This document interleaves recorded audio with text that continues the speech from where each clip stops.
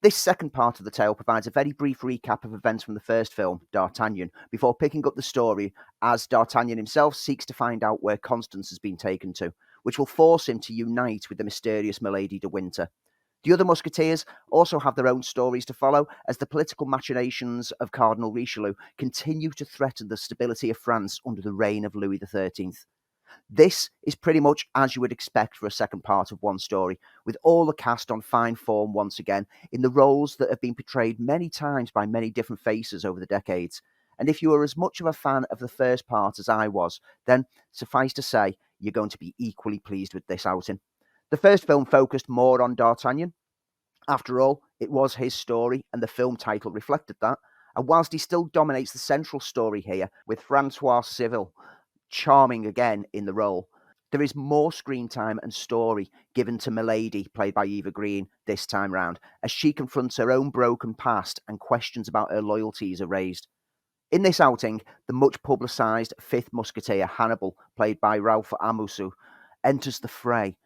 And if I was to be completely honest, it does feel a tad shoehorned in somewhat, leaving me feeling that maybe we could have been introduced to his character in the first film, for it to then pick up with him in the latter end of this one.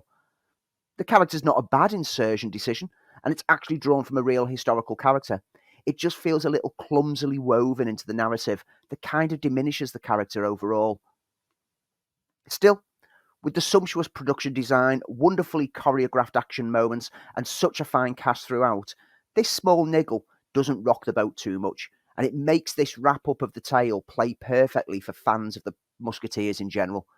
There's a suggestion in the final moments of how a third film could pick things up and continue telling swashbuckling tales of the Musketeers, and if you ever get that made, I'd certainly be on board with spending more time in such great company.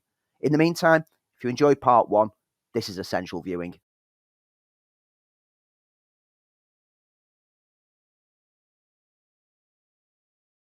Can you believe it's been 23 years since the first Chicken Run film was released?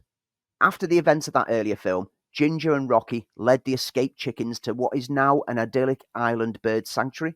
Living in harmony there, Rocky and Ginger have hatched a child called Molly, who's now entering a rebellious teenage phase. Molly is starting to wonder what life outside the community is like, and when she spies a truck on the neighbouring shore which has a depiction of a happy chicken sat in a bucket, she decides she wants to get a bucket of her own and be happy. Sneaking over the water to follow her dreams, she finds that the truck is from Funland Farms, which turns out to be a food processing plant which is preparing to release their new brand of chicken nuggets to the world. And Molly finds herself trapped in the sinister factory, leading Ginger, Rocky, and a few others to risk all to save her, and the other chickens that are trapped there. As far as belated sequels go, this was pretty underwhelming. Whilst at the start it looked like it could have a different approach than the first film, and thus feel like it has a reason to exist, it swiftly becomes pretty much more of the same, as we once more have to break chickens free from a food processing facility. The replaced voice cast for the leads fail to replicate the charm of the original. Ginger is now voiced by Tandy Newton, whilst Rocky is Zachary Levi, and neither get close to the personalities of Sawala and Gibson, who provided the voices in the first film. And it does make me wonder why they even included those characters at all, when they could have just simply created new ones for a new Chicken Run story. Anyway, the returning cast in their support roles are okay, but they're kind of underused, as the focus in this film is more on Molly, voiced by Bella Ramsey, and Frizzle, voiced by Josie Sedgwick Davis. But Molly and Frizzle both become tiresome very swiftly after they were individually introduced, and by the midpoint of the film, I found I was becoming more and more disinterested in how it plays out, as the film was just simply ticking off the boxes of nostalgia-berry references to the first film. On the plus side, the animation is, as you would expect from Aardman, stunning, and the detail and care put into the models is glorious. This is a great looking stop motion animation, and some of the more thrilling set pieces are absolute works of art. But overall, the film feels a little flat, and maybe it's the absence of Peter Lord and Nick Park that diminished it somewhat.